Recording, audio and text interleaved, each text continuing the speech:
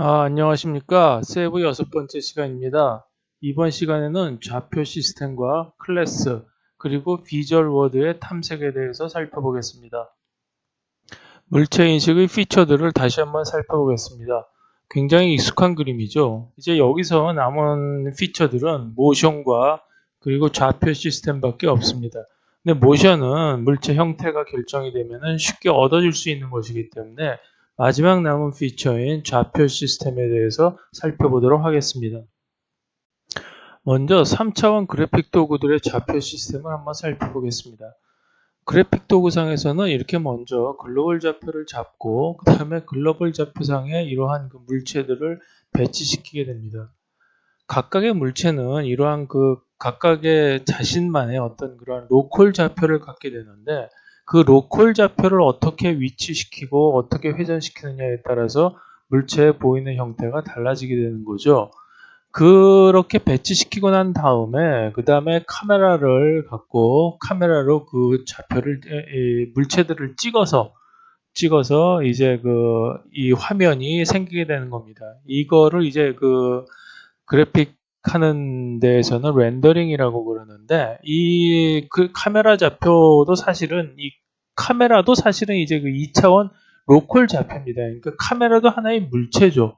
물체인데 이거를 찍는 거 나온 결과가 2차원 화면이기 때문에 이제 2차원 로컬 좌표라고 하는 겁니다.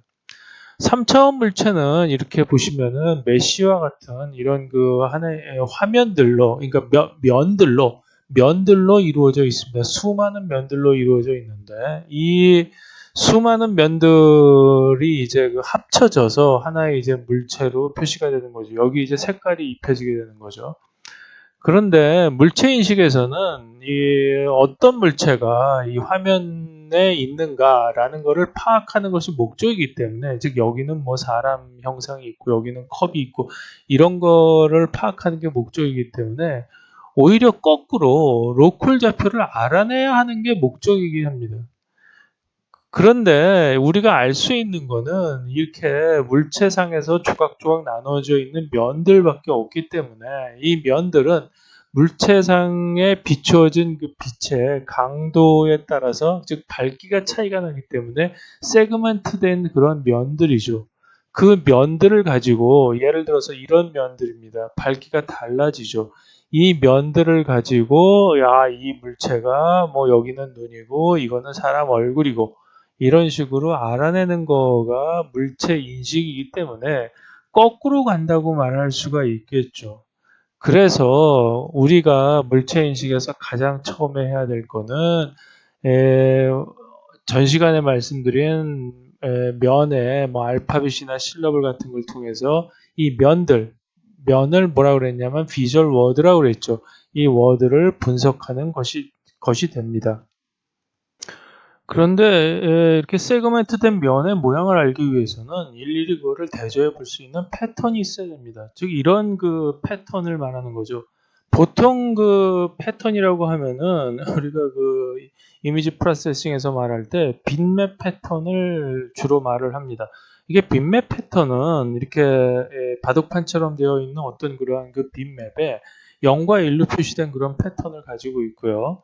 그거를 입력된 이미지하고 일일이 비교해서, 즉 비교해서 한다는 얘기는 여기서 그냥 0과 1을 서로 곱하면 되는 겁니다. 곱하면 1과 1이 마주치는 곳에서만 살아남기 때문에 그 살아남은 패턴을 보고서 뭐 이제 그 어떤 패턴이 맞는가라는 거를 이제 선택하게 됐는데요. 선택한 패턴은 이제 이렇게 스마일의 패턴이 그렇게 되는 거죠.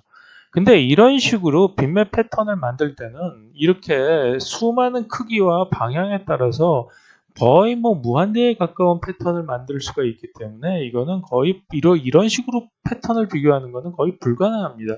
그래서 새로운 이해 표기 방법이 필요하게 되는데요. 이 뇌에서의 한번 좌표 시스템을 살펴보고 그 뇌에서의 좌표 시스템에 근간을 두고 우리가 이제 어떤 좌표 시스템을 만들어야 되는가, 그걸 한번 살펴보기 위해서 뇌의 좌표 시스템을 추정적으로 한번 생각해 봤습니다. 이건 뭐 밝혀진 건 아니고요. 그래서 제가 생각하는 그 뇌 좌표 시스템은 나이에 지금 내가 있는 위치와 시야는 항상 변하기 때문에 절대 좌표를 선정할 수가 없습니다. 그래서 일단 내가 있는 위치를 글로벌 좌표로 설정을 하고요. 지금 위치에서 내가 있는 위치에서 카메라 좌표는 눈이 보는 것, 즉 눈이 카메라이기 때문에 눈이 보는 쪽을 카메라 좌표로 잡고 그 다음에 DIO에서는 보통 이미지를 따질 때 왼쪽 위, 즉 여기 왼쪽 위에서부터 이렇게 스캔은 하는 식으로 이미지를 따져가기 때문에 그 이 왼쪽 위를 카메라 좌표의 원점으로 설정을 했습니다. 그리고 머리가 움직이면 새로운 시야가 바뀌기 때문에 새로운 카메라 좌표를 잡고 그 움직임만큼을 감안해서 이전의 카메라 좌표와의 변이를 계산을 합니다. 지금 당장 필요한 건 아니겠죠. 머리가 고정된 상태에서 이 눈알을 움직일, 즉 사케드를 할 때는 이 주시하는 그런 물체의 파트에 로컬 좌표가 설정이 됩니다. 그래서 이전에 알파벳과 실러브들의 표기 방법을 이런 식으로 설명을 드렸었죠.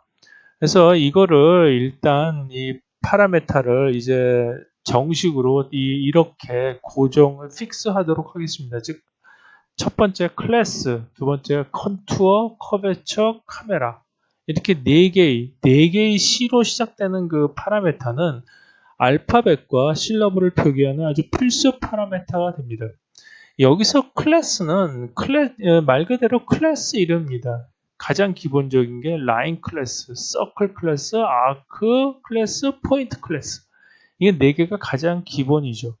컨투어는 여기서 이렇게 컨투어를 이루는 점들 중에서 양쪽의 끝점을 표기를 하고요. 그리고 양쪽의 끝점이 표시가 될 수 없을 경우에는 카메라 좌표를 기준으로 해서 그 100%로 잡고 그에 대한 상대 거리를 %로 쓸 수도 있습니다. 커베처는 곡률이죠. 꺾여진 각도입니다. 부호는 시작점에서 즉 PN에서 P0에서 PN으로 이제 갈 때 오른쪽으로 휘면 플러스, 왼쪽으로 휘면 마이너스, 휘지 않으면 0입니다.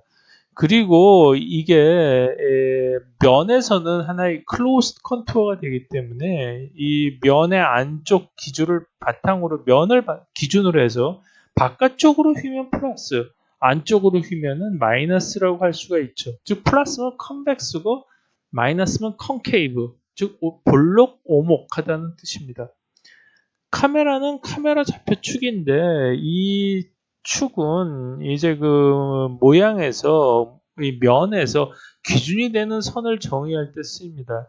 라인 같아서는 디폴트로 설정하는 게 끝점에서 끝점까지고 라인의 끝점에서 끝점까지고 아크는 호 중심에서 호 중점, 즉 여기서 보면은 아크가 이런 식으로 표시가 됐을 때 호 중심에서 호 중점까지, 여기 호의 중점까지 긋는 선으로, 즉 따지고 보면 이게 반지름이 되는 거죠.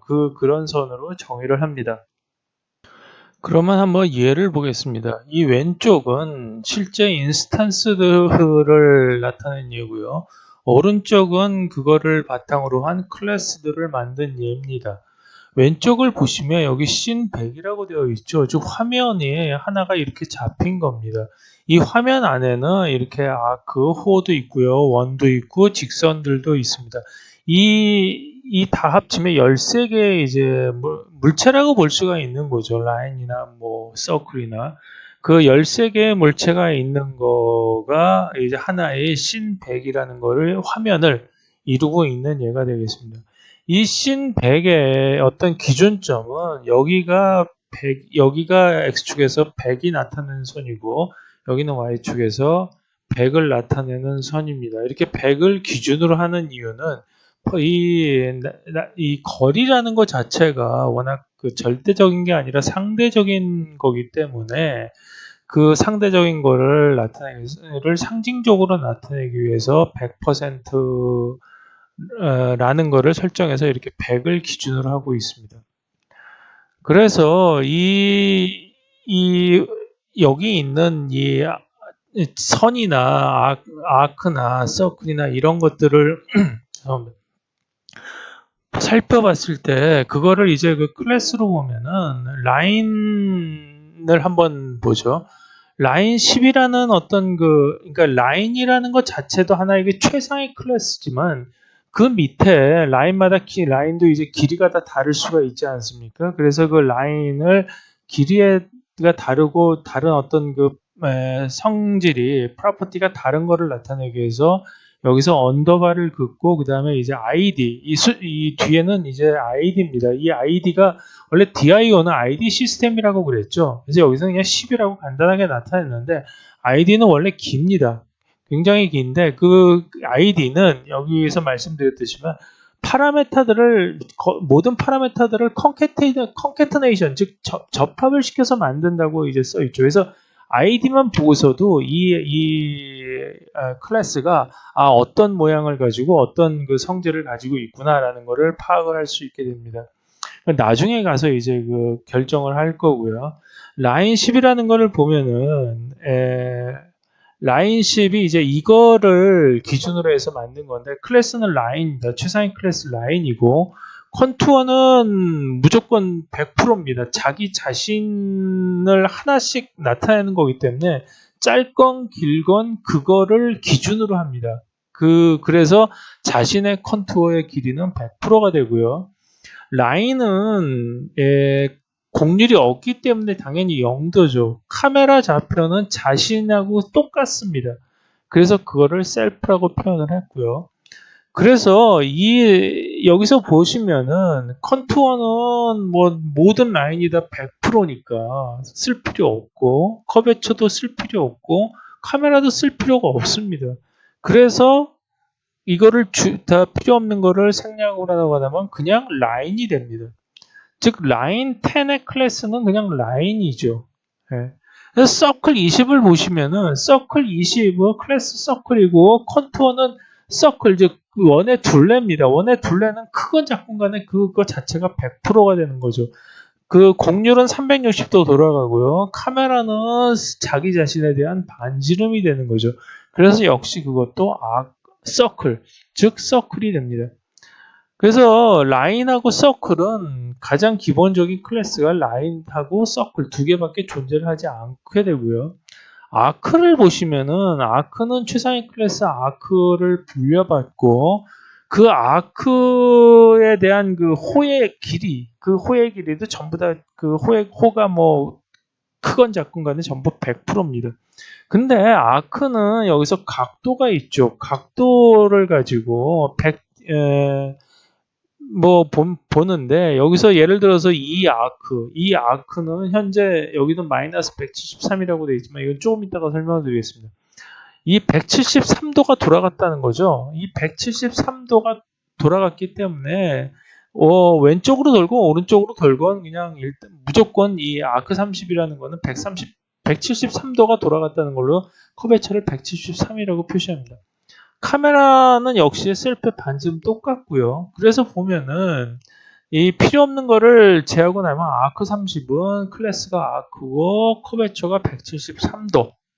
그러면 아크는 돌아간 각도에 따라서 이렇게 아크 여러 개를 만들 수가 있는데요. 서브 클래스를.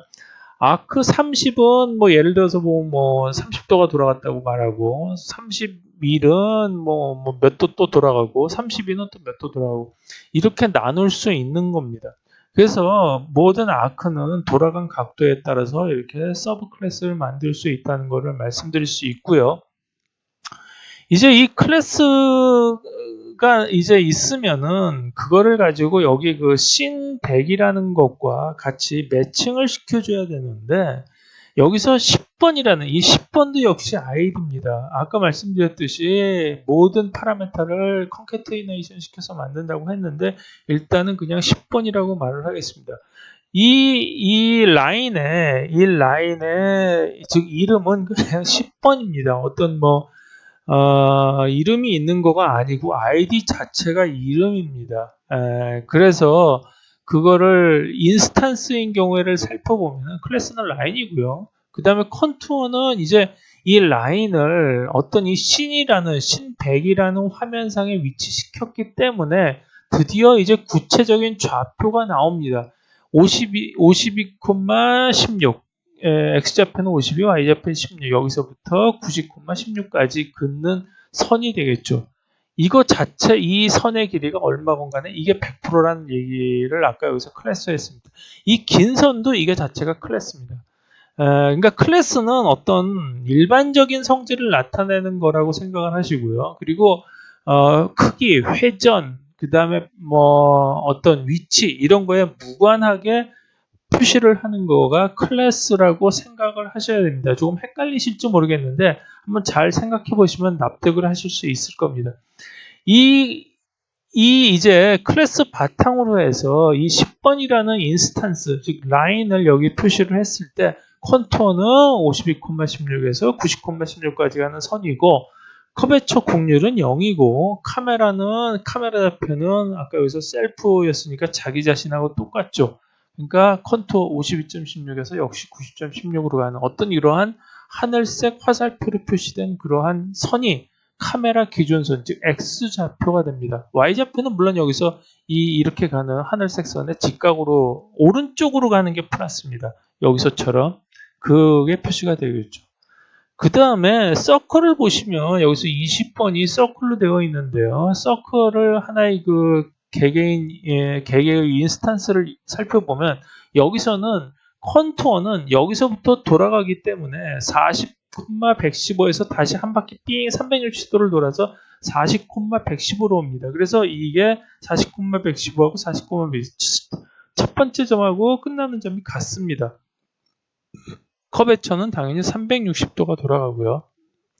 카메라는 이 반지름을 나타내는 중심에서 여기 이 끝점까지 가기 때문에 40,139에서 40,115까지 가는 이 선을 X 카메라 좌표라고 설정을 합니다. 서클에서는요. 그리고 아크에서는 보시면은 여기 30번 여기 표시되어 있죠. 95.55에서 175,55로 가는 그런 아크입니다. 커베처는 아까 여기서 커베처는 여기 아크죠. 173도 돌아가는 커베처, 이렇게 돌아가거나 이렇게 돌아가거나 할 때 이 클래스에서는 상관이 없습니다. 어느 쪽으로 돌아가든. 왜냐하면 일반적인 모양을 나타내는 게 클래스이기 때문에. 그렇지만 여기서는 일단 구체적인 게 됐기 때문에 95,55에서 이쪽 175,55로 이렇게 갈 때는 왼쪽으로 돌겠죠. 그래서 여기 마이너스 173이라고 쓴 겁니다. 만약 이 컨투어가 175가 이쪽이 먼저 나오고 그러니까 이게 출발점이고 이게 끝점이면 이렇게 가면서 오른쪽으로 돌겠죠. 그래서 여기가 플러스가 될 겁니다. 근데 일단 여기서는 이 점을 출발점으로 해서 이렇게 돌기 때문에 커베처는 마이너스를 표시를 했고요. 카메라는 역시 이 호의 중심에서 여기 중점까지 가는 거기 때문에 135,51에서 135,89 이렇게 구체적으로 이렇게 표시가 되는 겁니다. 원래는 이렇게 사람들이 태어나면서부터 이런 클래스를 가지고 태어나는 것은 아닙니다. 이러한 호나 뭐 원선들을 계속 접하다가 보면 그게 학습이 돼서 이런 식으로 클래스가 형성이 되는 건데 우리는 이미 그 학습 과정을 거쳐서 이 시스템 자체가 어떻게 돌아가는지를 알고 있기 때문에 이러한 클래스를 미리 예측해서 이렇게 쓸 수가 있었던 거죠. 그렇지 않고 여기서 기계도 여기 인스탄스에서부터 이러한 클래스를 얻어내기까지는 굉장히 많은 어떤 그러한 인스탄스, 즉 경험들이죠. 경험들과 그 다음에 학습 알고리즘과 그 다음에 이 클래스를 만드는 어떤 그러한 방법들 이런 거가 선행되어져야 될 겁니다. 어쨌든 하여튼 간에 지금 아셔야 될 거는 클래스는 어떻게 표시가 되고 그 다음에 거기에 따른 인스턴스들은 어떻게 표시가 되는가 하는 것만 알고 계시면 될 것 같습니다. 방금 보셨듯이 이 호하고 1에서는 이 반지름에 해당되는 즉 카메라 좌표 쪽이 중요하기 때문에 그거를 한번 실제상에서 프로그램으로 한번 얻어봤습니다. 그래서 이런 그 모양, 즉 그 구름처럼 생긴 모양에서의 이 카메라 좌표 즉 호의 반지름을 얻어봤을 때 이렇게 나왔고요. 그래도 상당히 좀 정확한 그러한 그 결과를 얻은 것을 볼 수 있습니다. 그리고 또 하나의 예는 이렇게 나왔습니다. 여기서 그 표시가 안 된 거가 있는데 이렇게 빨갛게 된 이런 포인트에 해당되는 그런 부분들하고 그 다음에 너무 반지름이 커서 이 화면을 벗어나는 그런 거는 표시하지 않았습니다. 자, 그러면 이제 클래스를 어떻게 표시하는가 하는 것을 본격적으로 살펴보도록 하겠습니다. 먼저 알파벳 클래스에 대해서 한번 살펴보도록 하죠. 클래스는 여기서 보면 실제 인스턴스로 얻어지는 패턴이다. 아까 설명을 드렸죠. 그리고 위치, 크기, 방향에 무관하게 기술되어야 된다. 이게 굉장히 중요합니다. 그래서 인스턴스는 카메라 좌표상에 존재하지만 클래스는 자신의 좌표가 되고 단지 모양만을 나타내는 패턴만 존재한다. 아까 그렇게 설명드렸죠. 클래스는 인스턴스를 대표하고 기본적인 건 라인, 서클, 아크, 포인트가 있고요. 그래서 이들 클래스는 우리가 경험한 모든 선언호 점들의 집합을 말합니다. 그래서 경험으로부터 얻어진 거고요.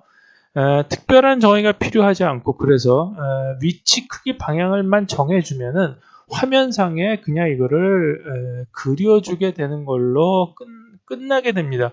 뭐 수학의 정의처럼 점은 뭐 위치만을 차지하고 뭐 그 면적은 없고 그리고 뭐 서클은 어느 한 점에서 같은 거리에 있는 점들의 집합이고 이런 거는 거의 의미를 나타내기 위해서 사람들이 설명하는 거지만 실제적인 어떤 그거를 물체를 판단하고 그럴 때는 의미가 없습니다. 그러니까 기계가 알아먹지 못하는 거죠. 그럴 필요가 없습니다. 우리는 이러한 것들을 보고 원이라고 그동안 느껴왔고 그리고 이거를 보면 또 원이라고 생각을 하기 때문에 그냥 서클 그러면 이런 거다라고 얘기를 하면 되는 겁니다. 그게 없었기 때문에 여태까지 굉장히 그 어떤 리터럴한 그런 면에 치우쳐서 의미를 파악하지 못했던 것이죠. 그래서 여기 설명드렸듯이 인스턴스로서 그려진 이러한 그 선운이나 원, 호 등은 구체적인 색깔, 두께 등이 정해지지 않는 한은 그냥 경계만을 나타내는 헤어라인이 되고요. 색깔이나 두께 등이 정해지면 이제 이렇게 색깔이 정하고 두께가 얼마고 이런 거를 이제 그려주게 되는 거죠. 사실 이 두께를 파악하는 것도 사실 뭐 쉬운 일은 아닙니다만 어쨌든 이 그래픽 작업에서는 이런 것들을 이렇게 딱 정해주고 이제 그 그림들을 그리게 되는 거죠. 그래서 알파벳 실러블은 이제 그 4개의 클래스로 이루어지는데 실제적으로 이제 우리가 구해봤던 그러한 거를 보면은 라인은 D하고 Z가 있었고요. 이거는 뭐 동키어, 이거는 지그재그를 뜻했죠. 서클은 C가 있었고 아크는 이렇게 여기서 색깔별로 표시되죠. 오렌지, 그린, 블루, 퍼플, 아크 이렇게 표시가 되는 것들이 있었고 포인트는 레드하고 스칼렛이고 오렌지가 또 될 수 있는데 어떤 게 포인트고 그러면 어떤 게 아크냐라는 거를 정할 때 우리는 어떤 기준을 정해서 포인트는 아크 중에서 이제 길이가 짧고 급격히 꺾이는 것들 이런 것들을 포인트라고 말을 합니다. 그럼 어떤 기준이 뭐냐? 얼마만큼 짧고 빨리 꺾여야지 포인트냐라고 말을 할 수 있는데 그거는 보통 사람들이 대충의 기준이 있죠. 그러면 사실 사람마다 약간씩 틀립니다. 어떤 사람은 이거를 약간 돌아갔다고 볼 수가 있는 거고 어떤 사람은 그냥 꺾여졌다고 볼 수가 있는 건데 어쨌든 그거를 어떤 그 기준을 잡아서 그 기준에 합당하는 거는 포인트로 놓고 그렇지 않은 거는 아크로 놓고 이렇게 놔야 됩니다. 그래서 포인트 우리가 이제 한 1도씩을 기준으로 해서 나눈 예를 보면은 아크는 이제 아크 1, 2, 3, 4에서 350까지 356도가 되는 순간 원이 되겠죠. 그래서 1도 꺾이고 2도 꺾이고 359도 꺾이고 이렇게 되는 거고 포인트는 0서부터 출발을 해서 나갈 때 120도 이상이 꺾이면 거의 포인트라고 보기가 어렵습니다. 하여튼 뭐 그거는 뭐 놀 수가 있는 거니까 일단은 그 여지를 놔두는 걸로 하고요. 그래서 포인트를 보시면 이제 이런 것들이 포인트죠. 그래서 포인트 이거의 포인트를 보면은 이게 뭐 90, 커베처는 95, 그 다음에 이런 건 이거는 한 85도 정도 되니까 커베처가 85 이렇게 볼 수 있고요.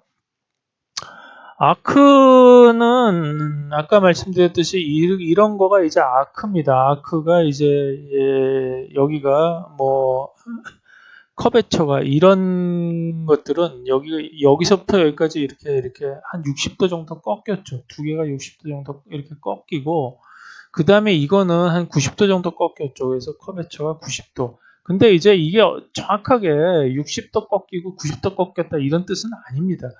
그 뇌에서도 보면은 그 이제 그 몇 도부터 몇 도, 그 다음에 라인이 길이가 얼마부터 얼마까지를 담당을 해서 그거를 전부 양자화하는 그런 그 뉴런 신경세포들이 전부 그걸 분담하는 신경세포들이 전부 나뉘어져 있습니다. 그래서 너는 몇 도부터 몇 도까지 잡고 너는 몇 도부터 몇 도까지 잡고 이런 식으로 되어 있는데 사실 사람의 그 뇌의 분해는 1도보다 훨씬 높습니다. 약간만 기울어져도 그걸 알 수 있을 정도인데 일단은 그냥 이해를 편하게 돕기 위해서 1도씩 잡고 여기서 플러스 마이너스 5도씩 허용을 하는 걸로 그렇게 했습니다. 그러면 아까 말씀드렸듯이 라인하고 서클은 그냥 라인하고 서클인데 왜 아크는 꺾여진 각도를 가지고 또다시 이거를 서브 클래스로 나누느냐? 여기서 보시면 알 수 있듯이 똑같이 60도가 꺾였다고 하더라도 라인이나 서클처럼 반지름이 다를 수가 있습니다.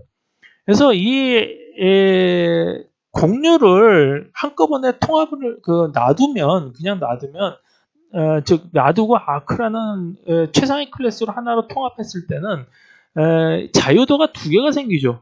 그래서 그거를 막아주기 위해서 아크에서는 이렇게 각도가 똑같이 꺾인 그 대신 크기는 이렇게 여러 가지로 라인이나 서클처럼 놔두고 각도를 하나의 그 파라메타로 커베처라는 파라메타로 고정을 시켜주는 겁니다. 그래서 클래스 표기 방법 두 번째는 실러블 클래스를 한번 보도록 하겠습니다. 실러블이 음절이라고 그랬죠. 그래서 비주얼 실러블이라고 해서 시각 체계에서의 음절을 도입을 했는데 이 음절, 즉 실러블은 알파벳들이 모여 더 큰 호나 원을 형성하는 것들이라고 전에 말씀을 드렸습니다. 음에서 음절의 중심은 모음입니다. 즉 모음 단위로 끊어지는 거가 이제 그 발음이 끊어지겠죠.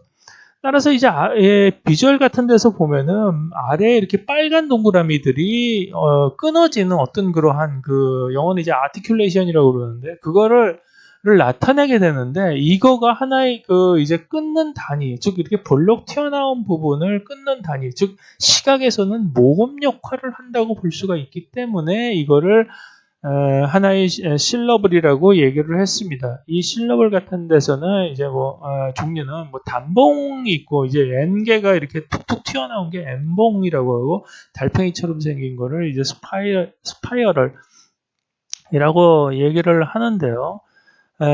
실러블은 양 끝에 자신보다 곡률이 작은 부분, 즉 이러한 곡률이 작은 부분들을 접하고 있죠. 즉 이제 데리고 있습니다. 그래서 이런 것들을 하나의 그 비절에서 자음들이라고 볼 수가 있는 거죠. 즉 자음과 모음이 서로 연결이 되면 하나의 어떤 그러한 단위, 끊는 단위라고 볼 수가 있기 때문에 이거를 한꺼번에 코딩을 해서 이제 M봉도 만들고 이제 달팽이 클래스도 한번 만들어 보는 걸로 하겠습니다. 근데 이제 달팽이는 호나 원이 아니기 때문에 스파이어이라는 클래스를 하나 이제 새롭게 만들 거고요. 일단은 이 단봉을 한번 살펴보죠. 단봉을 봤을 때 가운데 양쪽에 이제 날개 비슷하게 이렇게 뭐 팔처럼 붙어 있는 그러한 거가 이제 되겠죠. 저는 이거를 보면서 화학교 비슷하다고 좀 많은 생각을 합니다. 자연의 원리는 거의 다 똑같습니다. 그래서 자연도 가운데 이렇게 원자가 있고 양옆에 이제 다른 원자들하고 결합을 할 때 이렇게 뭐 2가, 3가 이렇게 결합을 하죠. 그런 식으로 해서 이거가 결합되는 어떤 그러한 팔이기 때문에 이 팔에 대한 코딩은 일단 그 길이가 마음대로 늘어날 수가 있고 그렇기 때문에 일단은 가운데 있는 것만 좀 위주로 했습니다. 즉 실럽을 위주로 코딩을 하는 거죠. 그래서 실럽을 한번 11 이거를 보면은 그냥 클래스 가운데만 코딩을 하니까 그냥 아크 이렇게 표시가 될 수가 있습니다.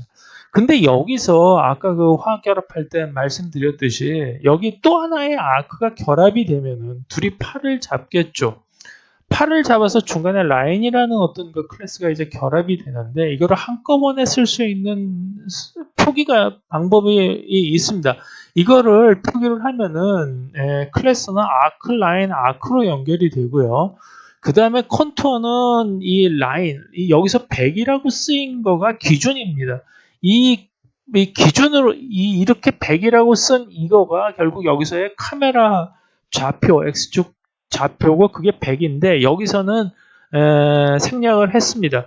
그래서 이 100에 비해서 이 아크의 길이는 71이고요. 이 오른쪽 아크의 길이는 35다. 그래서 컨투어는 71, 100, 35 이렇게 표시가 되고요. 이 녹색 아크가 돌아간 거는 99도가 돌아갔고 라인은 당연히 뭐 국률이 없으니까 0이겠죠. 그 다음에 이 노란 아크는 95도가 돌아갔고 이렇게 표시를 할 수가 있습니다. 한꺼번에 표시한 거죠. 물론 이거를 세 개를 각각 띄워서 아크하고 라인하고 아크 결합돼서 아크 플러스 라인 플러스 아크 이렇게도 표시할 수 있는데 이제 뒤에 설명이 나옵니다. 이거가 아까도 말씀드렸듯이 이쪽으로 돌아갈 수가 있고 이쪽으로 돌아갈 수가 있고요. 이거를 어떤 그 미러, 즉 거울 대칭으로 표시를 할 수가 있는데 어쨌든 이거는 어느 쪽을 기준으로 삼든지 마찬가지고 이쪽하고 이쪽으로 돌아가는 거고 이쪽으로 돌아가는 거를 어떤 하나의 그 뭐 시스터 클래스 비슷하게 이런 식으로 해서 나중에 표시를 해도 되겠습니다. 이번에는 오른쪽에 하나의 그 포인트가 하나가 더 결합된 거를 나타내고 있습니다. 이거를 보시면 클래스가 아크라인 포인트 이렇게 되어 있고요. 이쪽으로 돌아가면서 그 다음에 길이는 역시 이거를 여기 라인을 100%로 잡아서 71, 100, 35 여기 이 라인은 이 라인에 비해서 한 60% 정도밖에 안 되기 때문에 60. 그 다음에 포인트는 0입니다. 물론 전에도 실험 결과를 보셨듯이 이렇게 빨간 레드하고 스칼렛이 0이 그 길이가 0인 건 아닙니다. 분명히 굉장히 뭐 5가 됐건 7이 됐건 그 길이가 있고 그러기 때문에 이거는 아까 말씀드렸듯이 플러스 마이너스 얼마 정도를 이렇게 여유를 두기 때문에 0이라고 그냥 어떤 그 이론적으로 표시를 한 겁니다. 반드시 0이 된다는 것은 절대 아닙니다. 물론 길이가 어느 정도 있습니다. 컵의 공률은 99, 0, 95는 같고요. 그 다음에 0, 이거는 당연히 여기서 라인이기 때문에 0이고, 그 다음에 여기서는 돌아간 각도가 한 87 정도 돌아갔기 때문에 87이라고 썼습니다. 달팽이는 스파이럴 클래스죠. 이 스파이럴 클래스는 전부 아크로만 구성이 되어 있습니다. 전부 아크죠. 그렇지만 이 커베처는 이 컨투어 길이는 점점 달라집니다. 왜냐하면은 이게 넓어지면서 점점 커지기 때문에 19, 45, 100, 150, 그 다음에 여기서는 완전히 180도가 돌아간 게 아니기 때문에 그냥 110 이런 정도로 이제 이렇게 표시가 되어 있는데 점점 커집니다. 물론 양 끝에 이거는 길이는 아까 말씀드렸듯이 여기 8에 해당되는 거기 때문에 별 의미가 없습니다. 그냥 이렇게 반씩 180도를 끊어서 표시를 한다는 거고요. 컵의 천은 89, 180, 180, 180, 95 이렇게 여기서는 95밖에 안 돌아가기 때문에 95가 됐고요. 그러면 달팽이는 무조건 이렇게 180도로 끊어서 해야 되느냐? 뭐 꼭 그렇지는 않죠. 근데 이거를 길이를 180도로 끊지 않으면은 굉장히 많은 클래스 종류가 생겨납니다. 그걸 다 뜯어 맞출 수가 없기 때문에 일단은 달팽이는 이렇게 180도를 끊어서 그게 180도씩 돌아가는데 제자리로 돌아오지 않고 이게 이렇게 제자리로 돌아오지 않고 점점 길어지는 이게 제자리로 돌아오면은 이 180도를 끊었기 때문에 이렇게 돌아가는 길이나 이렇게 돌아가는 길이냐 같겠죠. 근데 달팽이는 여기서 보는 것처럼 길이가 점점 늘어납니다. 원은 이게 같아야 될 텐데 반원의 길이가. 그리고 또 하나 달팽이는 커베처의 총합이 360도를 넘어간다는 특징이 있습니다. 즉 원은 360도만 돌아가고 끝났는데 이 달팽이 모양은 계속 300, 다 합치면은 뭐 360도가 훨씬 넘죠. 이러한 특징이 있습니다. 그래서 클래스 표기 방법 세 번째 워드 클래스를 한번 살펴보겠습니다. 이 워드 클래스는 그 하나의 면이고 면은 클로즈드 컨투어가 360도가 됩니다. 워드에서는 여기서는 이제 카메라 축을 한번 이것까지 표시를 해보도록 하죠. 여기서 클로즈 컨투어는 360도냐 사람들이 이렇게 물어볼 수도 있습니다. 물론 이런 거는 360도입니다. 근데 예를 들어서 여기서 이제 오목하게 들어갔으면 여기서 이렇게 꺾어져서 다시 또 꺾어져면 360도가 넘지 않겠느냐라고 말씀을 하실 텐데 이렇게 들어가는 쪽은 커베처가 마이너스로 되기 때문에 플러스 마이너스를 다 상쇄시키고 나면은 클로즈 컨투어는 역시 360도가 됩니다. 그래서 씬 아까처럼 그 씬을 100번을 보시면은 여기서 어떻게 표시가 되냐 하면은 트라이앵글 이 스몰 캐릭터로 즉 그 소문자로 표시된 거는 인스탄스를 나타냅니다. 이거를 트라이앵글을 앞에 그럼 쓸 필요가 있느냐? 물론 쓸 필요 없죠. 아까 말씀드렸듯이 이 삼각형의 이름은 그냥 15입니다. 이 아이디는 15고 이거를 쓸 필요가 없는데 굳이 이거를 이렇게 쓰는 거는 앞에 그냥 이게 트라이앵글이다라는 거를 표시해 주기 위해서 쓰는 거라고 생각을 하시면 되겠습니다. 그냥 한번 써본 겁니다. 클래스는 여기서부터 보시면은 이게 포인트 라인 이렇게 되고요. 그 다음에 컨투어는 포인트인 경우는 P1, P2 즉 여기서 이제 가로 하나가 더 늘었죠. P1, P2가 포인트고 P3, P4가 이제 라인이고 이렇게 해서 쭉 그 좌표를 쓰게 되고요. 그리고 커베처는 여기서는 45도가 돌아갔고 0, 그 다음에 라인은 0이고 90도 돌아갔고 그 다음에 0이고 그 다음에 다시 45도 들어가죠. 카메라는 P11에서 12까지 잡았습니다. P11에서 12까지 가는 어떤 그러한 선으로 카메라 좌표를 설정을 했는데 이거는 뭐 어느 쪽으로 설정을 해도 상관이 없습니다. 그래서 여기를 보시면 클래스는 이렇게 세 가지가 나올 수가 있습니다. 시작점을 0으로 설정을 하면은 시작점을 여기로 설정을 하면은 컨투어가 이렇게 되겠고요. 커베처는 여기가 90도 돌아가니 이런 식으로 되고 두 번째 시작점을 여기로 설정을 하면은 2번은 이런 식으로 클래스가 표시가 됩니다. 세 번째는 여기서 시작을 했을 때 클래스가 이런 식으로 표시를 하고요. 물론 이렇게 세 개를 다 표시를 해도 상관이 없습니다. 근데 이거가 너무 많아질 수가 있으니까 이 중에 세 가지 중에 한 가지만 선택을 해서 즉 맨 앞에 것만 선택을 하고 예를 들어서 비교 탐색을 할 때는 이거를 사이클릭하게 돌리면서 비교할 수가 있다. 즉 여기 있는 어떤 그러한 이 파라메타 값들을 계속 이렇게 사이클릭하게 돌리면 이걸 돌리면 2번도 나오고 3번도 나오게 됩니다. 그래서 이거를 돌려서 비교를 하는 게 이게 훨씬 더 이렇게 복잡도를 줄일 수가 있기 때문에 이렇게 표시를 하게 됩니다. 이렇게 돌리는 경우는 뒤에 있는 쪽 클래스를 표현할 때는 무조건 돌릴 수밖에 없기 때문에 이렇게 표시를 하는 게 좀 간결한 표현이라고 말할 수가 있겠습니다. 그래서 트라이앵글 15 서브 클래스죠. 여기서 다 대문자로 썼기 때문에 트라이앵글 15를 한번 정의를 해보면 여기서는 포인트 라인 이렇게 되고 컨투어는 0, 100, 0, 100, 0, 그 다음에 141. 이게 루트 2죠. 이 직각삼각형에서의 이 대각선의 길이가. 그래서 141. 퍼센트죠. 그리고 커베처는 45도, 0도, 90도 꺾이고 45도 꺾이는 걸로 하고, 카메라는 셀프의 클래스 마이너스 1. 셀프 같은 거에 클래스를 찾아가서 그 클래스의 마이너스 1. 마이너스 1은 맨 마지막 엘리먼트를 얘기를 합니다. 그래서 이 라인, 여기 라인을 기준으로 삼겠다. 이런 표시입니다. 그래서 그거를 이제 이 직각삼각형 말고 여기 이 위쪽에 모서리를 계속 이렇게 라운디드 코너라고 그러죠. 이렇게 라운디드 코너로 줄여가는 이거를 한번 클래스를 만들어 보면은요. 이거를 이제 편의상 보호 클래스라고 얘기를 했습니다. 활이죠. 활처럼 휜 건데 보호 16을 보면은 클래스를 그러니까 포인트 라인 아크 여기서 포인트 라인, 그 다음에 여기서 포인트가 와야 되겠지 않냐라고 말씀을 하실 수가 있을 텐데, 이거는 그냥 단지 어떤 그 경계선만을 나타내기는 포인트로서 저희가 표시를 한 거지, 점이 두 개가 돼야지 이제 포인트인 겁니다. 아시죠?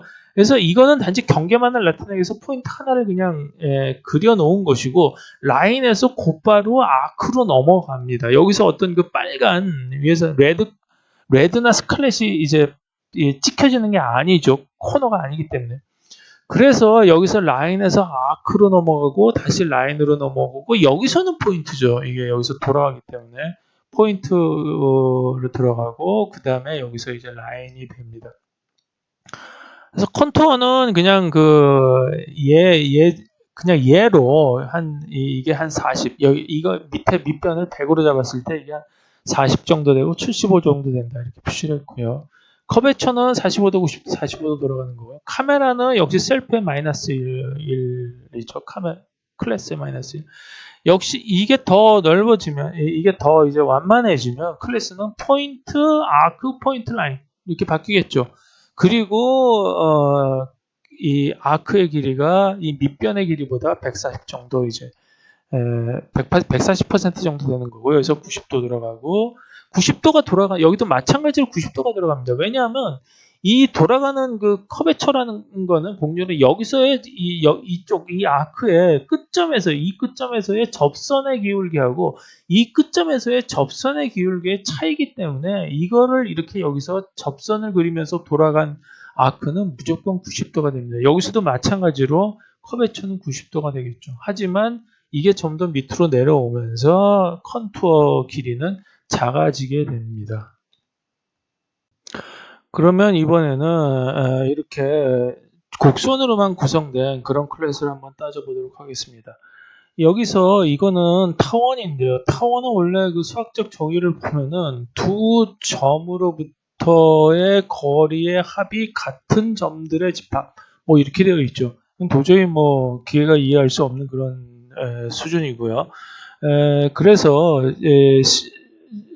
이 형태로만 보면은 이거를 타원을 이렇게 긴 쪽에 이렇게 하나의 작은 원하고 작은 호죠. 그 다음에 이쪽에 긴 호의 두 개의 결합을 이 돼서 한 바퀴 삥 도는 이런 식으로 근사를 할 수가 있습니다.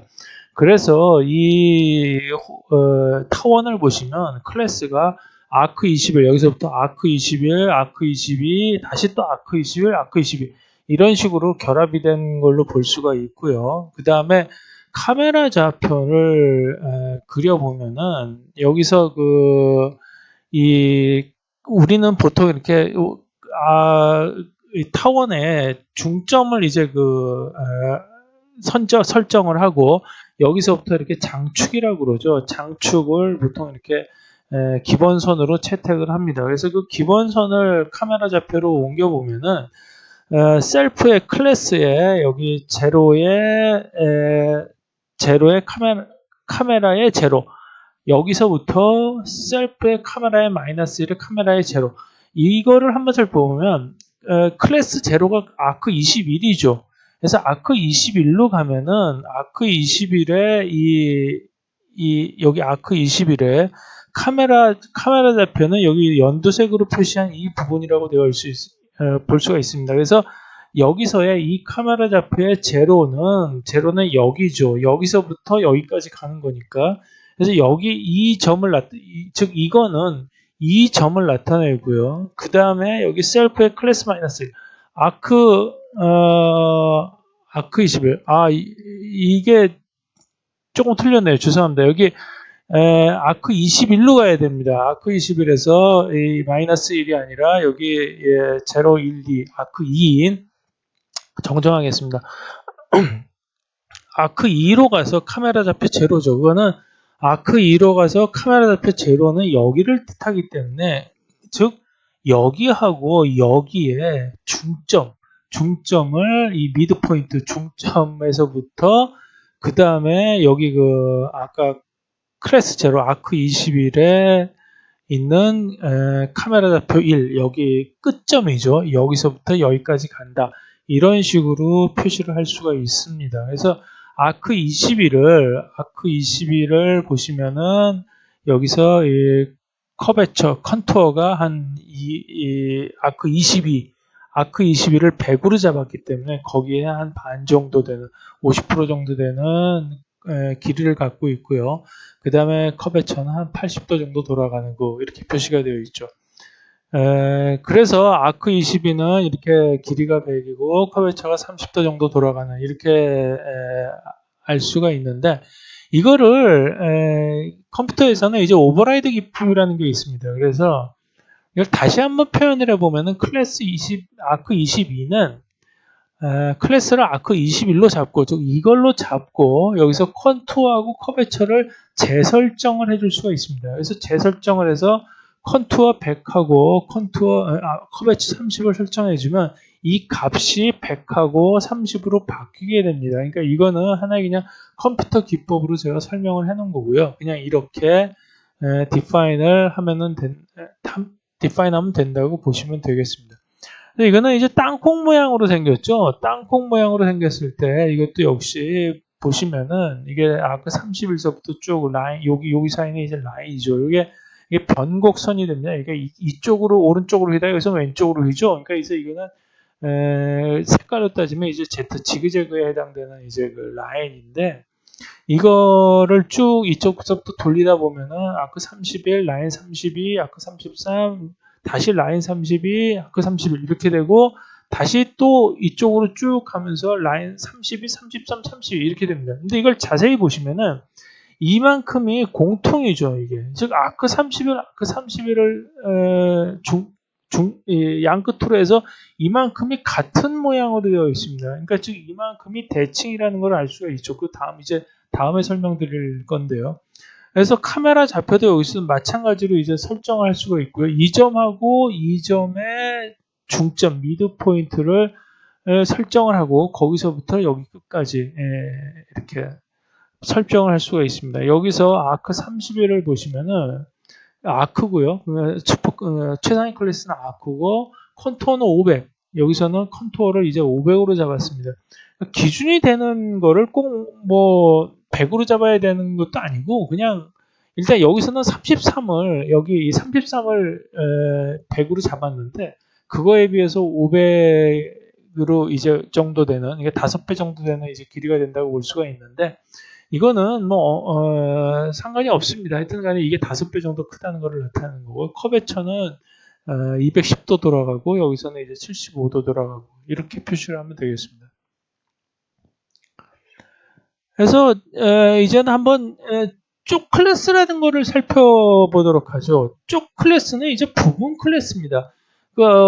위에서 잠깐 앞에서 설명드렸듯이 선대칭하고 점대칭 같은 거가 이제 있을 수가 있는데 그거는 대칭되는 거를 두 부분으로 나누어서 이제 볼 수가 있기 때문에 결국 클래스를 반으로 나눠야 된다는 뜻이죠. 그래서 그래서 이제 클래스를 일부분만 따지는 그런 거를 이제 쪽 클래스라고 그러는데 이거가 앞에 쪽이라는 거는 예를 들어서 보면 이제 쪽 지문에서 나온 같은 개념입니다. 이제 쪽 지문이라는 거는 뭐냐면은 지문을 이제 획득을 했을 때 전체적인 지문이 나오는 게 아니라 거기 약간 한 20, 30% 정도밖에 안 나오는 그러한 지문을 얻을 수가 있죠. 그거를 이제 쪽 지문이라고 그럽니다. 그래서 이제 이거 여기에서 이제 쪽이라는 거를 따와서 쪽 클래스를 만들었는데, 아까도 말씀드렸듯이 이 선대칭하고 점대칭 같은 거를 얻기 위해서는 이 파라메타들이 사이클릭하게 돌릴 수가 있기 때문에, 즉 이제 시작점을 여러 군데로 잡을 수가 있죠. 그래서 돌리면서 대칭을 이제 확인을 해봐야 됩니다. 그래서 여기서 대칭이 되는 거를 두 개를 하트하고 오각형을 예로 드러났고요. 그 다음에 선대칭이 되는 거는 이제 평행 사변형을 예로 드러났는데, 여기서 보시면 이거를 코딩하면 이제 이렇게 되죠. 이거 오각형을 코딩하면 이렇게 되고, 그 다음에 평행 사변형을 코딩하면 이렇게 됩니다. 근데 이 파라메타를 보시면은 여기 이제 화살표로 표시됐듯이 선대칭인 경우에는 이 선을 중심으로 해서 서로가 대칭인 그런 이쪽 하나는 이쪽으로 가고 이쪽으로 가면서 서로 숫자가 같죠. 100, 100, 65, 65, 15, 15 이렇게 가고요. 여기서도 마찬가지입니다. 근데 여기서는 포인트가 중심이 아니라 라인이 중심이 되겠죠. 그래서 라인을 이제 중점을 이거를 해서 이 라인을 중심으로 해서 이쪽 하나는 이쪽에서 대칭이 되는데, 결국은 나중에 이 라인을 쪼개야 됩니다. 그러니까 중점을 중심으로 해서 이거를 쪼개서 이쪽은 이쪽 편합시키고 이쪽은 이쪽으로 편입시켜야지 이제 정확한 대칭을 얻을 수가 있겠죠. 그건 나중에 이제 그렇게 구성할 작업입니다. 그래서 평행사 변형은 이제 패러렐로그램이 이제 103이라고 되어 있는데, 여기서는 점대칭을 보시면은 이 대칭되는 포인트를 중심으로 해서 같은 방향으로 이렇게 숫자들이 같아지는 것을 알 수가 있습니다. 이런 경우에는 점대칭이 됩니다. 쪽 클래스 두 번째로 보면은 평행하고 두께, 동심원 이런 것들을 이제 쪽 클래스를 가지고 알 수가 있는데, 이 파라메타의 특성을 살펴보면 평행, 두께, 동심원 이거를 알 수가 있습니다. 이런 201의 경우에 보면은 여기서 이제 요 빨간 점하고 요 빨간 점을 두 개를 코딩하면은 라인 11 포인트 라인 12, 여기서 라인 11 포인트 라인 12 이렇게 가고, 여기서 다시 또 라인 11 포인트 라인 12 이게 이렇게 가는 거죠. 그러니까 결국 이것도 이제 대칭이 되는데, 여기서 이제 카메라 값을 여기 이렇게 화살표로 표시된 게 카메라 축이죠. 이 라인 11, 이쪽에 라인 11하고 이쪽에 라인 11의 카메라 값을 비교를 해보면 201의 평행 여부와 두께를 알 수 있다. 이렇게 되어 있습니다. 그냥 이거는 그냥 단지 여기서는 그냥 이렇게 간단하게 언급만 하고 이제 넘어가겠습니다. 이거는 굉장히 복잡한 프로세스를 거쳐야지 되고, 그 다음에 나중에 해야 될 일이기 때문에 일단 이렇게 간단하게 방법만 그냥 알려드리는 겁니다. 이런 클래스를 가지고 이런 평행 두께 동심원도 측정할 수 있다. 이런 뜻에서 알려드리는 거고요. 그 다음에 이거는 이렇게 약간 두께가 있는 이렇게 정사각형인데, 사실은 이거는 정사각형 두 개가 합쳐진 겁니다. 여기서 사람들은 이거를 이렇게 꼭 담벼락 같은 어떤 그런 걸 모양으로 보겠지만, 사실은 이건 바깥쪽에 있는 정사각형이 하나가 이렇게 있고요. 거기서 가운데 안쪽에 있는 정사각형을 뺀 겁니다. 그래서 바깥쪽에 202 마이너스 203을 해야지 이런 모양이 얻어질 수가 있는 거죠. 물론 여기 이 중간에 이 담벼락 같은 데를 다 까맣게 칠하면 이거는 하나의 정사각형이 되고 두께가 있는 걸로 그렇게 인식을 하게 됩니다. 그래서 코딩 결과가 달라지겠죠. 그렇지만 일단은 여기서는 이 202, 203으로 두께가 없고 그냥 헤어라인으로 되어 있는 두 개의 정사각형으로 코딩을 했을 때 라인 21, 여기서는 21 포인트 22가 되겠고요. 여기서는 331 포인트 32라고 이렇게 표시가 됐을 때, 이 20이라고 31을 비교하고 22하고 32를 비교하면은 평행 여부하고 두께를 알 수가 있습니다. 이것도 나중에 이제 구현을 하게 되겠고요. 이런 호 같은 경우에는 이런 식으로 코딩이 되는데, 아크 40이라고 42, 즉 바깥쪽에 있는 호하고 안쪽에 있는 호의 그런 카메라 값을 비교를 해보면 동심원 여부하고, 그러니까 동심원이 된다는 거는 이렇게 이 카메라의 좌표가 두 개가 겹치면서 그 반지름값만, 즉 길이값만 다를 때 이렇게 동심원이 되는데, 물론 이거를 구해보면은 이렇게 오돌도돌하면서 다 그 오차가 에러가 있기 때문에 이게 정확하게 일치하지는 않습니다. 그렇지만 이거에 어느 정도 유도리를 가지고 다른 파라미터들과 같이 견주어서 이거를 파악을 하면은 그 어떤 이거를 탐색을 할 수가 있는 방법이 있습니다. 그래서 이거를 비교를 하면은 동심원 여부와 두께를 알 수가 있다. 이렇게 말씀드릴 수가 있고요. 그 다음에 동심원인 경우도 마찬가지입니다. 여기서 서클 50이라고 바깥의 서클하고 안쪽의 서클 두 개의 어떤 그 파라메터 값을 비교하면 동심원 여부를 알 수 있게 됩니다. 그래서 쭉 클래스 세 번째에서는 이제 클래스 내 클래스라고 그래가지고 이것이 이런 모양을 보시면 어떤 이런 물방울 모양 비슷한 거죠. 이런 모양을 보시면 사람들이 생각하기에 이렇게 사각형, 즉 여기서 표현했죠. 사각형에다가 원을 합한 그런 모양으로 인식을 하게 됩니다. 이것을 바로 이제 게스탈트 원리에서 심플리시티의 이제 원리라고 설명을 드렸죠. 그래서 우리가 즐겨 사용하는 벤 다이어그램 방식이 이제 이런 방식인데, 뇌는 이런 식으로 이제 인식을 하게 되는 거죠. 그러면은 뇌는 과연 그러면은 이걸 이런 식으로 해서 클래스 두 개를 결합한 걸로 표시를 할까? 저는 그렇게 생각하진, 물론 뭐 이런 방식으로 표현한 거를 보면은 그렇게 표현을 할 수가 있는데, 이거는 쪽 클래스를 표시하기 위해서 이렇게 표시를 한 겁니다. 즉 뭐냐 하면은 어떤 이러한 클래스를 잡을 때 301이라는 거는 여기서부터 출발하면은 포인트 라인, 그 다음에 아크, 그 다음에 라인 포인트, 이런 식으로 쭉 한 바퀴 돌아가는 걸로 이제 기입이 표기가 되겠죠.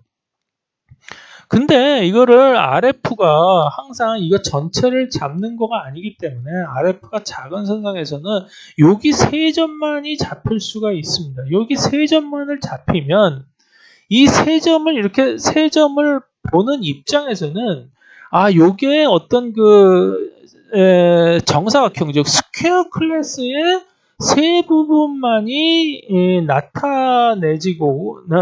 표시된 거고, 이거는 어떤 원이라는 걸로 차폐가 가려져 있는 거라고 인식이 됐기 때문에 요거 세 점은 스퀘어 클래스의 쪽 클래스가 되는 거죠. 즉 클래스 내의 클래스라고 볼 수가 있는 겁니다. 그래서 이 세 개의 클래스만, 이 세 개의 포인트만 가지고도 우리가 이 스퀘어 클래스, 이 스퀘어십이라는 거를 예상을 할 수가 있고요. 이 예상된 클래스를 하나의 그냥 스퀘어로 잡아버리고, 나머지는 요거를 보면은 이건 뭐 거의 뭐 원이나 다름없구만, 이렇게 생각을 해서 이걸 원이라고 표시를 해서 이런 식으로 두 개를 나누어서 생각해 볼 수가 있는 거죠. 이렇게 여기 평면처럼 되어 있는 이 모양은 302번은 이렇게 원에서 다시 이 스퀘어를 빼는다고 볼 수가 있습니다. 그래서 이런 식으로 역시 이것도 쪽 클래스로 나누어 볼 수가 있는 거고요. 이 십자가를 보면은 여기 네 개를 RF로 잡아 보면은 물론 이거를 하나 이제 이 렉탱귤라, 즉 저거로 잡을 수가 있겠죠. 사각형으로 잡을 수가 있고, 여기서도 똑같이 사각형으로 잡을 수가 있는데, 여기서는 이렇게 사각형으로 잡는 거라기보다는 여기하고 좀 다릅니다. 왜냐하면은 이거는 굉장히 가늘어서 이거 자체를 사람들이 이 십자가는 두 개의 어떤 그런 가느다란 직사각형이 결합된 이런 식으로 인식을 하고요. 그 다음에 이거는 어떤 십자가는 십자가지만 여기서 모퉁이가 이렇게 빠져 있는 그런 걸로 인식을 하게 됩니다. 이거는 순전히 이거하고 이거의 두께 차이 때문에 그렇습니다. 이거는 가늘고 길고요. 이거는 두껍고 이제 짧죠. 그 차이 때문에 이러한 차이가 벌어지는데, 이것도 나중에 다시 또 하나의 그 피처로서 잡아줘야 될 부분이기 때문에 단지 그냥 이거는 이런 식으로 우리가 두뇌가 인식을 하고 있고 그 다음에 클래스들을 이렇게 쪽 클래스로 분류할 수가 있다라는 것만 알고 그냥 넘어가시면 되겠습니다. 그래서 물체의 탐색에 대해서 한번 살펴보겠습니다. 이제 여태까지는 클래스들을 전부 만들었기 때문에 그 클래스들을 이용을 해서 이 RF들을 잡아가고 그 RF들을 점점 넓혀가면서 전에 말씀드렸죠. 이제 RF는 작은 쪽에서 큰 쪽으로 점점 물체를 탐색하면서 조립해 간다라고 하는 그 이제 건데 그 물체 탐색의 첫 번째가 가장 중요한 게 이제 그 입품입니다. 그 DIO라는 게 앞에 D가 DB고 두 번째 I가 입품문이죠. 그러니까 어떻게 이거를 입품문을 구성을 해야지 우리가 원하는 물체를 정확하게 탐색을 할 수 있을까 하는 부분을 얘기하는 게 이제 입품문입니다. 이거가 이제 음성에서는 비타비 회로라고 그래서 이제 비타비 회로는 여기 이제 예를 한번 적어놨습니다. 그래서 우리가 가장 유명한 그 구조 햄릿에 나오는 그 투비와 나투비 이거를 우리가 뇌가 어떻게 인식을 해서 어떤 식으로 이품은 즉 비타비 회로를 가지고 어떤 식으로 조합을 해나가는가 하는 예를 여기다 들어놨는데요. 맨 처음에 투가 나오면은 이거를 투에 해당되는 즉 발음의 투만 들으면은 이거가 세 가지를 우리가 예상할 수가 있습니다. 전치사 투, 그 다음에 너무 많다는 TO, 그 다음에 TW 세 가지가 있는데 어떤 건지 모르죠. 그러니까 세 개를 다 적고 B가 나오면은 그 다음에 B, 그 다음에 이제 또 하나가 B, 꿀벌을 하는 거가 이렇게 후보들을 적을 수가 있고요. 그래서 두 개를 이거하고 투비하를 결합을 했을 때 두 가지의 결합을 우리가 얻을 수가 있습니다. 하나는 투비고 하나는 투비스인데 이 S의 발음은 사실 잘 안 들립니다. 그러니까 언어에서 이렇게 사일런스라고 그래가지고 이제 이렇게 약간 그 끊는 부분이 있는데 이 사일런스하고 S 부분이 거의 비슷하기 때문에 이런 안 들리는 것까지 감안을 하면은 to bees를 그냥 to bees 이렇게 발음을 해서 했을 수가 있겠구나. 그래서 to be하고 to bees 두 개의 후보를 얻고요. 그래서 오화가 그 다음에 이제 오화가 나오면 오화는 세 가지가 있습니다. 오화가 있고요. 그 다음에 for도 F가 잘 안 들립니다. 이게 그 무성음이기 때문에. 잘 안 들려서 포와 두 개를 다 후보로 놓을 수가 있어서 세 개를 후보로 놓고요. 그래서 이 세 개를 다 결합을 했을 때는 투비 오화까지 이거가 하나 이제 그 결합이 될 수 있는 거고요. 그 다음에 투비스 포 무엇을 위한 두 마리의 벌들 이렇게 해석이 되겠죠. 이것도 가능합니다. 그 다음에 낫이 들어오면 낫이라는 거는 낫이 있고 그 다음에 나트 이건 매듭이죠. 매듭이라는 그 단어가 있는데 이 두 개의 단어가 이제 후보가 돼서 이 네 개를 이제 다시 조합을 하게 됩니다. 조합을 하게 되면은 to be와 not 이게 하나의 그 조합이 될 수 있고요. 그 다음에 to be for not 이게 될 수 있죠. 이게 왜냐하면은 매듭을 위한 두 마리의 이렇게 벌들 이렇게 될 수가 있고 여기 투 부정사가 오면은 매듭이 뭐를 하기 위한 두 마리의 벌들 이렇게 될 수가 있기 때문에 하여튼간에 좀 뜻이 통하고 안 통하고 하여튼 이렇게 후보로 넣고요. 그 다음에 다시 투가 들어오면 또 다시 세 개의 후보가 되고 이거를 조합을 해서 될 수 있는 거는 첫 번째는 to be or not to 여기까지 되고 두 번째는 to be is for not to 이렇게 되겠죠. 그 다음에 마지막 단어가 들어오면은 이거 두 개가 캔디데이트가 되겠고 이거 두 개를 다 조합을 해보면은 마지막 거는 이제 의미가 안 통하죠. to be is for not to be 이거는 의미가 안 통하기 때문에 결국 마지막에 하나 남는 거는 to be와 not to be 이거가 되면서 이렇게 이제 뇌가 인식을 해나가는 겁니다. 이런 거를 이제 비터비 회로로 하는 이 음성 인식이라고 이제 얘기를 하는데 시각 체계에서는 이 똑같은 과정을 거쳐서 합니다. 같은 알고리즘인데 단지 이거는 면이죠. 면들의 조합을 이제 이렇게 찾아내야 된다는 게 굉장히 어려운 일이고요. 이 면들을 조합하는 거는 이 그 사방에 전부 면들이 있을 수가 있기 때문에 이렇게 하나의 그 한쪽으로만 이제 들어오는 일렬로 서서 들어오는 게 아니죠. 가지수가 거의 셀 수 없이 많습니다. 그래서 이 무한대에 가까운 이 가지수를 좀 더 어떻게 효율적으로 탐색할 수 없느냐라고 생각하면서 뇌도 역시 이렇게 아래서부터 비슷한 모양들로 저 이렇게 아까 알파벳, 실러블, 워드 이렇게 구성 나눴죠. 그런 단계별로 분해를 한 다음에 이제 재구성한다 이렇게 되어 있습니다. 그 앞에 맨 처음 시간에 이제 말씀드렸을 겁니다. 그래서 그럼 어떻게 나누느냐 보면은 물체는 파트들로 나누죠. 그래서 모든 물체를 다 이렇게 파트별로 나누어서 뭐 파트 1, 파트 2 이렇게 되어 있고요. 그 다음에 파트는 그 다음에 비주얼 워드로 나누고요. 그 다음에 워드죠. 이 워드는 음절로 나눠지고 음절은 이제 알파벳으로 나눠진다고 이제 말씀을 드렸죠. 그래서 여기서 이제 그 비주얼 그래머 즉 시각 체계인 if 체계가 만들어집니다. 그래서 오브젝트들은 이렇게 파트로 나눠지고 이 파트들은 다시 워드로 나눠지는데 이게 이렇게 보듯이 거꾸로 이제 입력이 됩니다.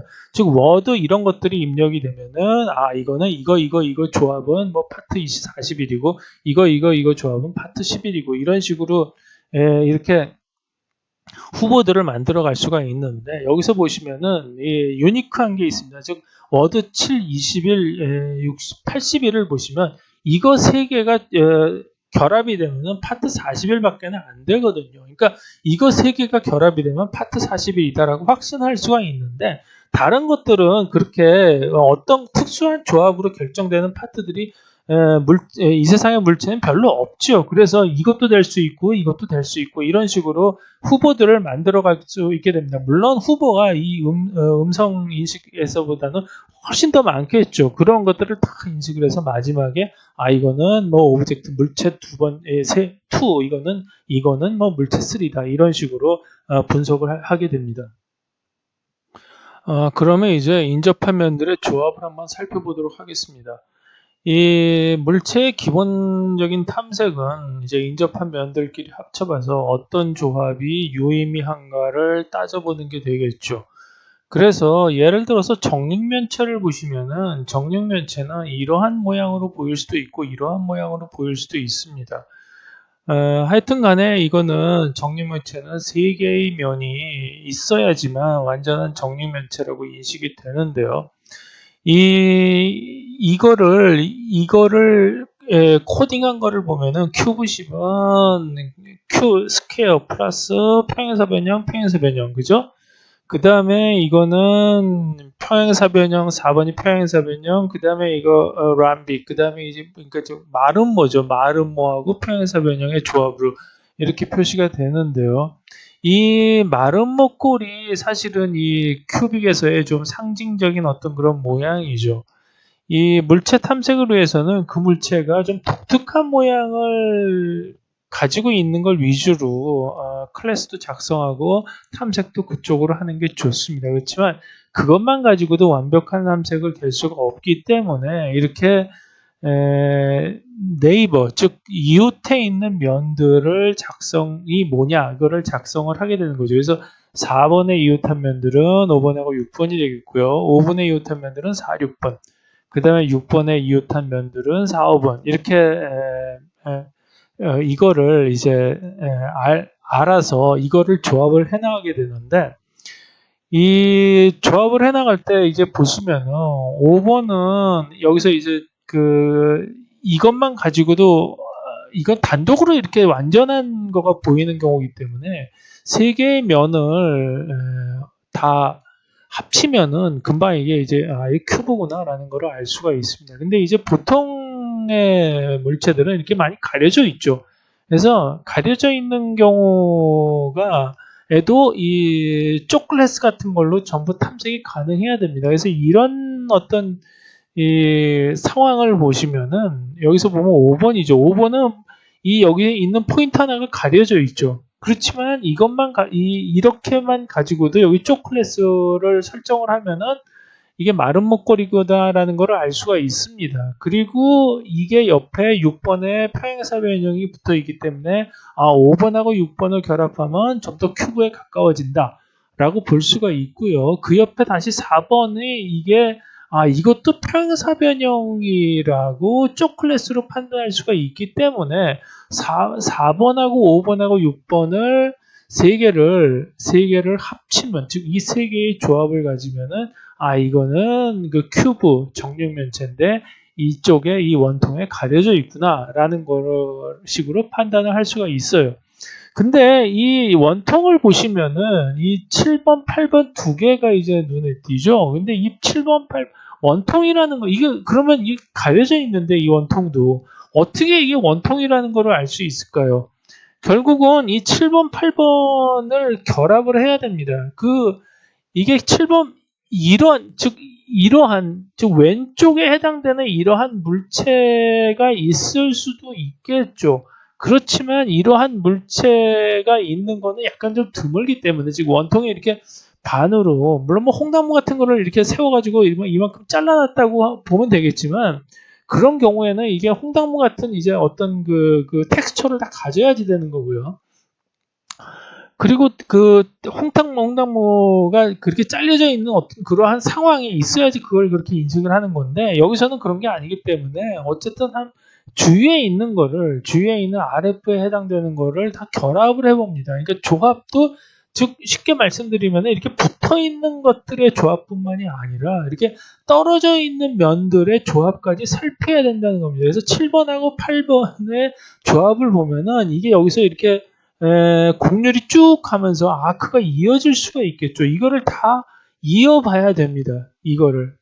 굉장히 좀 지난한 작업이죠. 어쨌든 간에 뇌세포는 1000억 개를 가지고 이 작업을 다 합니다. 그래서 이걸 이어봐서 이게 이어지는구나.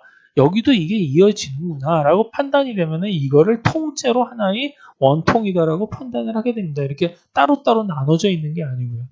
9번하고 10번도 마찬가지입니다. 이거를 직선을 다 이어봐서 이게 맞으면은 9번하고 10번은 같은 물체상의 면이다라고 판단을 하게 되는 거죠.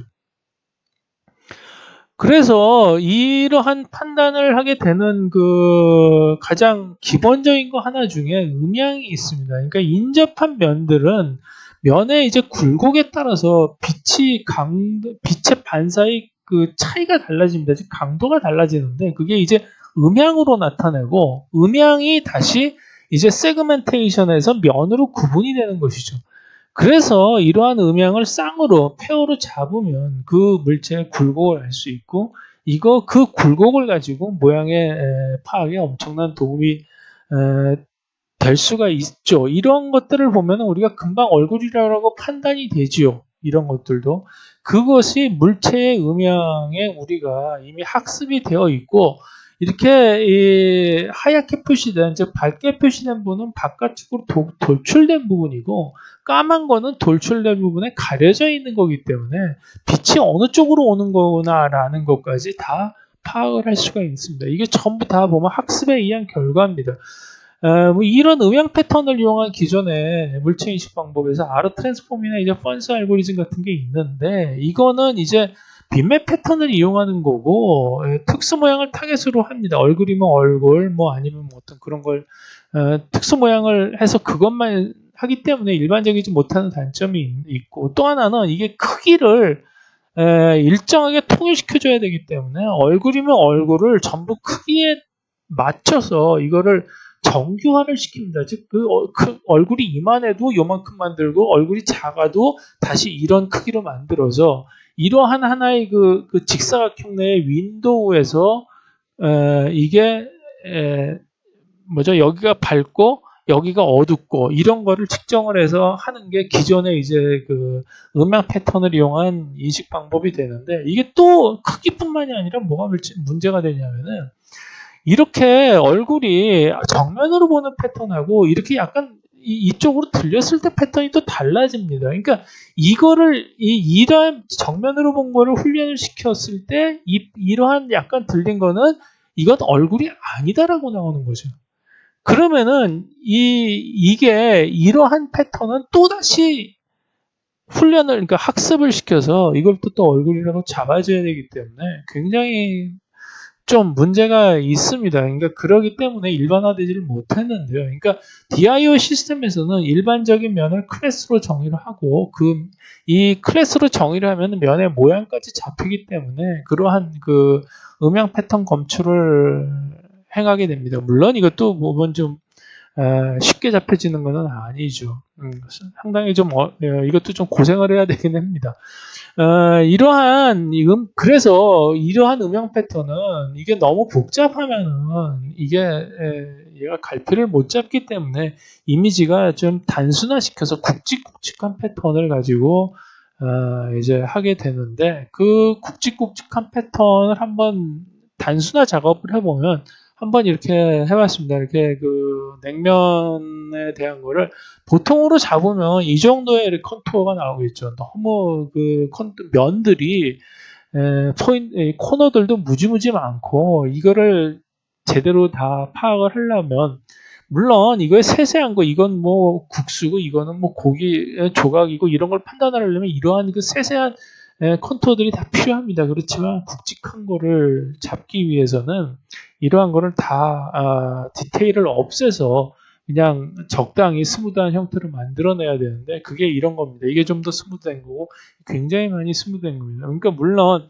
이런 거는 이런 모양은 뭐 국수 모양에서도 나올 수가 냉면 모양도 나올 수가 있지만 이런 거는 무지무지 많죠. 뭐 빙하가 녹은 패턴도 이렇게 될 수가 있는 거고 굉장히 많은 패턴이 이런 모양으로 나오기 때문에 이거는 아까 그 비타비 회로에서 볼 수 있듯이 그냥 후보군을 좁히는 용도로만 쓰이는 거지 결국은 이거를 정확한 이제 냉면이다라는 걸 알기 위해서는 거꾸로 이렇게 스케일업을 해가면서 전부 살펴봐야 되는 거죠.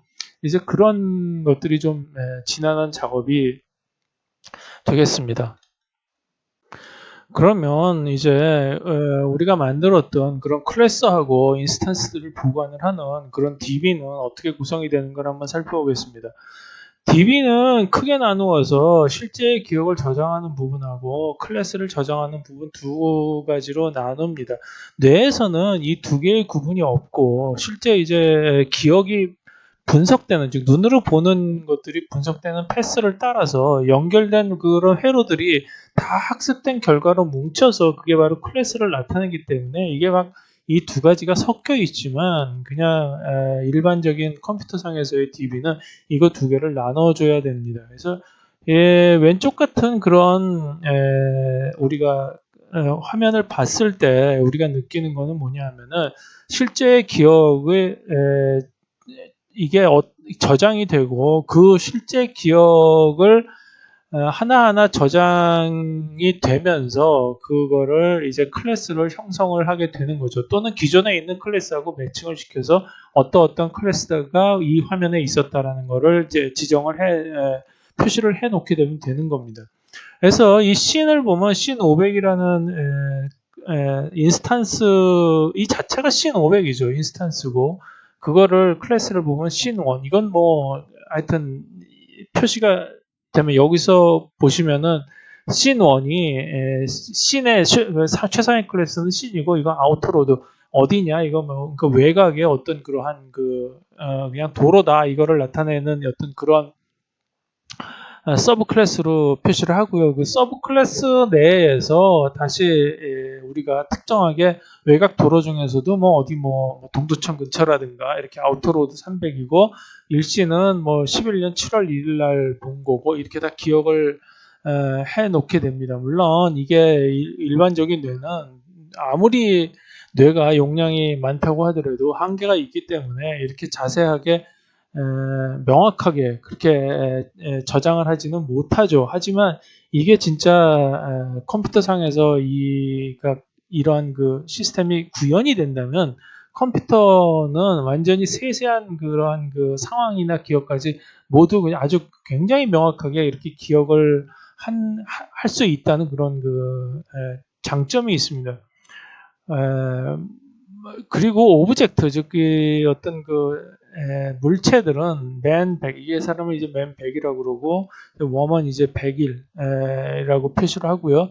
바이시클 100, 이게 자전거 100이라고 표현을 하고, 로드 103, 그 다음에 트리 104, 뭐 이런 것들이 이제 있었다. 이렇게 집합으로 표시를 할 수 있고요. 그 다음에 어떤 액트, 즉, 저게 뭐냐, 동작이 뭐가 있었냐, 그러면은, 라이드, 이 사람이 타는 게 라이드 200이고, 이 사람이 타는 게 라이드 201이고, 뭐, 이런 식으로, 상황을 다, 그려 놓을 수 있는 겁니다. 그래서, 맨 100, 이 사람은 뭐, 헬멧을 썼고, 그 헬멧은 아이디가 11번이고, 이런 옷을 입었고, 뭐, 팬츠, 바지는 이런 걸 입고, 그 다음에 장갑을 꼈고, 이렇게 표시할 수 있고요. 그 다음에 로드 103은 뭐 아스팔트 포장이고 레인 즉 차선은 몇 개가 있고 뭐 이런 식으로 이 인스턴스들을 만들 수가 있고요. 트리 104는 뭐 잎은 어떻고 뭐 트렁크 즉 이 몸통은 어떻고 뭐 이런 식으로 표시를 할 수가 있습니다. 그래서 헬멧은 이 11에 해당되는 ID 11에 해당되는 헬멧은 뭐 상위 클래스가 헬멧 2인데 쉐입은 뭐 쉐입 3, 즉 쉐입 3로 가보면은 뭐 스피어 즉 이렇게 즉 그 공이죠. 공처럼 그렇게 생긴 거라고 표시를 할 수 있고요. 그 다음에 라이드 200은 타는 동작이 라이드 4, 뭐 이 사람 타는 동작에 유형이 있겠죠. 그 유형이 라이드 4 보면은 최상위 클래스는 라이드고 뭐 서브젝트 주어는 뭐 퍼슨이 그러니까 사람이고 뭐 오브젝트 대상은 뭐 자전거 바이시클이고 이런 식으로 쭉 상황을 전부 만들어서 DB에 저장을 해놓을 수가 있는 겁니다. 그래서 이러한 거가 되면 뭐 DB량이 엄청나게 많겠죠. 그래서 엄청나게 많고 그 다음에 또 코딩하는 것도 굉장히 복잡합니다. 그래서 이게 꼬이지 않도록 하는 것도 굉장히 이제 고도의 기법이 들어가야 되는데 이거는 진짜 뭐 제가 지금 생각하는 거는 거의 먼 훗날의 얘기 아니냐 이런 식으로 생각이 되는데 하여튼 간에 이런 식으로 코딩을 해서 DB를 만들어 간다라는 것을 말씀드리는 겁니다. 지금 당장 뭐 DB에 들어가는 거는 뭐 사각형 그 다음에 뭐 원 뭐 이런 것들 정도밖에는 안 들어가겠죠. 그래서 DB의 구성을 보면은 DB는 이제 연관성이 있는 것들끼리 이프문으로 연결돼서 퀘리는 또 다른 퀘리를 유발시킨다 그러는데 이게 이러한 시스템이 바로 뇌의 시스템입니다. 그러니까 뇌는 비슷한 내용은 비슷한 패스를 따라가면서 이제 분석이 되는데 이러한 기저 때문에 비슷한 패스를 따라가다 보면 그 내용만 분석이 되는 게 아니고 그 패스에 거의 옆에 있거나 또는 시간 장소가 비슷한 내용들이 같이 유발이 됩니다. 그러니까 이제 이끌어내지는 거죠. 그래서 어떤 거의 물체를 봤을 때 연상되는 게 굉장히 뭐가 연상이 되고 뭐가 연상이 되거나 뭐 이런 거가 다 이러한 비슷한 패스를 따라가면서 이제 유발되는 유발 시스템이기 때문에 그렇습니다. 그래서 그렇지만 이러한 거가 바로 이러한 뇌에서의 바로 우리의 상상력과 창의력의 바탕이 되는 거죠. 이런 게 없으면 도저히 인간이 이제 상상력과 창의력이 나오질 않습니다. 그러니까 사람들은 우리는 기계하고 이제 사람의 가장 큰 차이점으로 뭐 상상력과 창의력 뭐 이런 거를 말할 수가 있고 그게 이제 기계와 다르다 이렇게 말을 하고 그거에 뭐 어떤 영혼이기도 하고 뭐도 하고 뭐 마음이기도 하고 뭐 이렇게 말씀을 많이 하시는데 사실은 제가 맨 처음 강의에서도 말씀드렸듯이 뇌 자체가 어떤 포멀 시스템이기 때문에 그게 진짜 할 수만 있다면은 뭐 앞으로 100년이 걸릴지 모르겠지만 그대로 컴퓨터로 그거를 임플리멘테이션이 가능합니다. 그러면은 그 임플리멘테이션을 했을 때 기계도 사실은 상상력과 창의력이 걸 발휘할 수 있다고 볼 수 있는 거거든요. 그런데 이제 그런 거를 하기 위해서 뇌에서 같은 어떤 그런 비슷한 패스를 따라 움직이는 그런 DB 구성이 아니기 때문에 사실 이 비슷한 패스를 따라 움직이면서 이렇게 저장하는 메모리를 어소시에이티브 메모리라고 합니다. 근데 뇌에서는 이게 어소시에이티브 메모리가 아니라 이제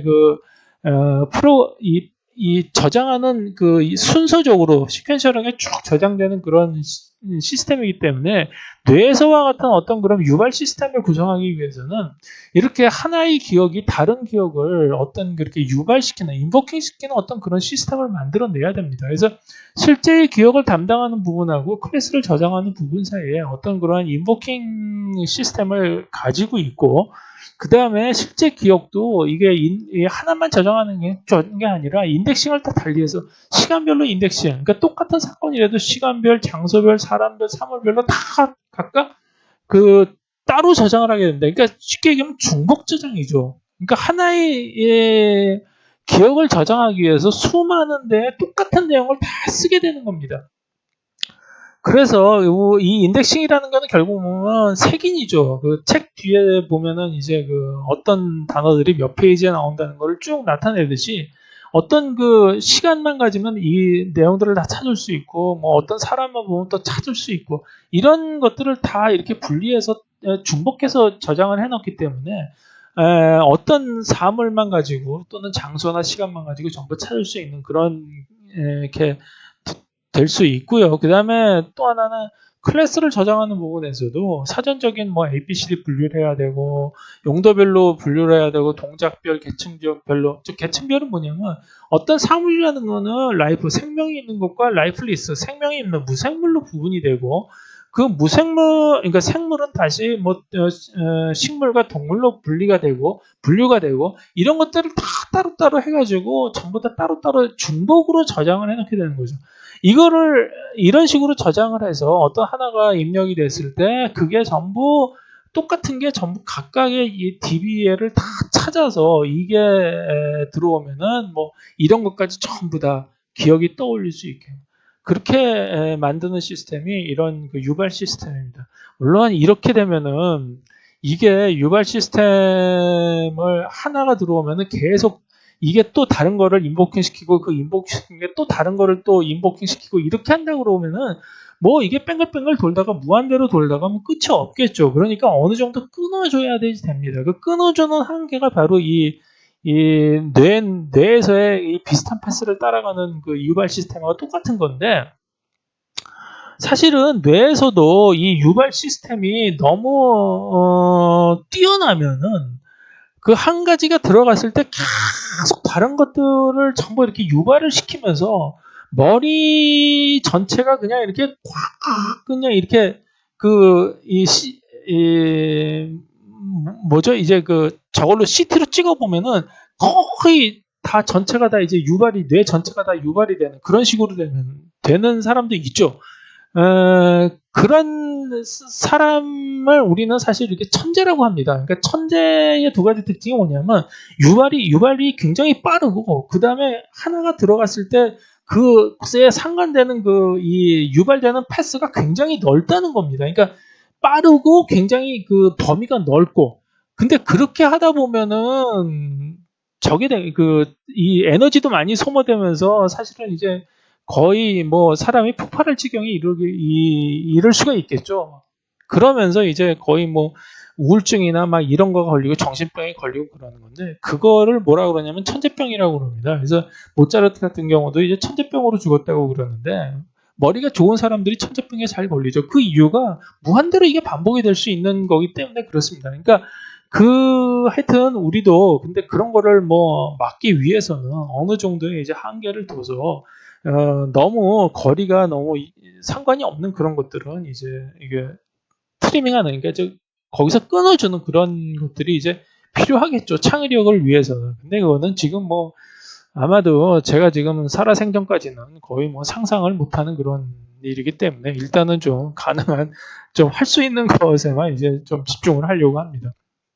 그래서 마지막으로 세븐식스 정리 및 이제 앞으로의 작업을 한번 살펴보면요. 이제 지금 이번 강의에서 설명드린 것들을 정리를 해보겠습니다. 뇌는 실제 경험하는 물체 모양, 즉 인스턴스들로부터 일반적인 패턴, 클래스를 도출해내죠. 이 클래스들은 빈맵 형태가 아니고 그 특징을 잘 설명할 수 있는 파라메타들을 도입해서 코딩을 합니다. 이런 방식의 패턴은 뇌에서도 이제 사용이 되기 때문에 이제 이런 과정을 통하서 보면은 뇌 뒤쪽으로 가면 갈수록 형태, 즉 모양보다는 어떤 기능에 따라 분류를 하는 특성을 띠게 됩니다. 이러한 그 특성 때문에 우리가 맨 처음 그러니까 예를 들어서 보면은 뭐 우리가 강을 건너는 다리 같은 경우는 굉장히 여러 가지 형태가 있을 수 있겠죠. 트러스가 밑에 있는 경우도 있고 위에 있는 경우도 있고 뭐 현수교도 있고 굉장히 많습니다. 처음 보는 그런 다리를 해도 이러한 기능, 이게 사람이나 자동차가 건널 수 있는 기능이 있구나. 라는 거를 얼마든지 파악할 수 있기 때문에 처음 보는 형태의 다리라고 하더라도 그게, 이건 다리다. 라고 금방 판단할 수 있는 겁니다. 그게 뒤쪽으로 갈수록 기능에 따라 분류를 하는 특성 때문에 그렇습니다. 그래서 DIO 시스템에서는 인간이 겪어서 얻어낸 일단 그 클래스, 그런 학습 과정을 좀 생략을 하고 인간이 일단 얻어진 그런 클래스를 활용해서 기본적인 도형 클래스를 설정을 하고 거기서부터 들어간다라는 그런 거를 말씀드리겠습니다. 그리고 클래스는 컨트롤 표시하는 것부터 면 클래스, 뭐 쪽 클래스 등 굉장히 여러 가지가 많습니다. 그래서 컨투어의 매칭 방식은 실러블이 기본이 되고요. 이제 그 실러블은 음성의 모음처럼 끊어주는 단위가 된다고 말씀드렸죠. 그래서 그러한 실러블들이 모여서 워드를 이루고 그 워드는 물체 파악의 가장 기본이 된다는 걸 말씀을 드렸고요. 그래서 물체들은 모두 면들이 모여서 이루어지는데 면은 그 물체의 굴곡 때문에 생기는 빛의 강도 차이에 따라서 세그멘테이션이 되고요. 그 세그멘테이션 게 바로 된 게 바로 2차원 면인데 그 2차원 면들의 조합을 구하면 거꾸로 물체의 굴곡을 알 수 있고 이를 토대로 물체를 파악을 해나갈 수가 있다. 이렇게 말씀드렸습니다. 그리고 물체는 다른 물체에 의해서 가려질 수가 있기 때문에 물체를 파악할 때는 그 주변에 있는 즉 그 이웃된 면들만 조합을 하는 게 아니라 떨어진 면들도 따져볼 필요가 있고요. 이 경우에 사용하는 것이 바로 쪽 클래스라고 말씀을 드렸습니다. 쪽 클래스는 물체의 일부분을 나타낸다. 이렇게 말씀을 드렸고요. 물체를 쉽게 찾기 위해서는 그 물체만이 갖고 있는 시그니처를 파악하는 것이 중요하다. 라는 것도 말씀드렸습니다. 비슷한 모양들은 이제 변별력이 없기 때문에 그렇죠. 다음부터 이제 해야 될 일은 간단한 물체, 눈이나 뭐 꽃 등을 이용해서 그 물체에 대한 클래스를 만들어 보는 겁니다. 그러니까 눈이면 눈, 그 다음에 꽃이면 꽃, 그 다음에 지문이면 지문, 뭐 이런 것들을 특수한 것들을 지금 이제 이런 것들을 파악을 하는 거를 전부 이제 딥러닝을 통해서 하고 있는데 딥러닝은 이제 전에도 말씀드렸듯이 몇 가지 문제가 있습니다. 그런 문제들을 이러한 어떤 그 의미를 가지고 있는 그리고 딥러닝에서 가장 문제가 되는 게 의미를 파악을 못한다는 거죠. 그래서 이러한 그 워드에서 면들의 어떤 그 형태를 지정을 하고 면들이 어떻게 그러니까 클래스를 보면 면들이 형태가 나오죠. 그러면 면들의 형태가 나온다는 것은 바로 의미를 가진다는 거고 우리가 그 의미를 파악하고 있다는 것을 뜻하는 거죠. 그래서 그 의미를 파악을 하면서 물체 인식을 할 수 있는 그러한 그 작업을 해보려고 합니다. 그래서 미리 선정한 클래스를 가지고 그 클래스에 의해서 어떤 물체가 어느 정도의 확률로 찾아질 수가 있는가를 한번 살펴볼 것이고요. 그리고 여기서 매칭 알고리즘도 중요합니다. 이런 매칭 알고리즘을 개발을 하면서 어느 정도 여유를 줘야지 매칭이 순조로운지도 살펴볼 것입니다. 지금까지 강의를 들어주셔서 감사드리고요. 앞으로도 많은 구독 부탁드리겠습니다. 감사합니다.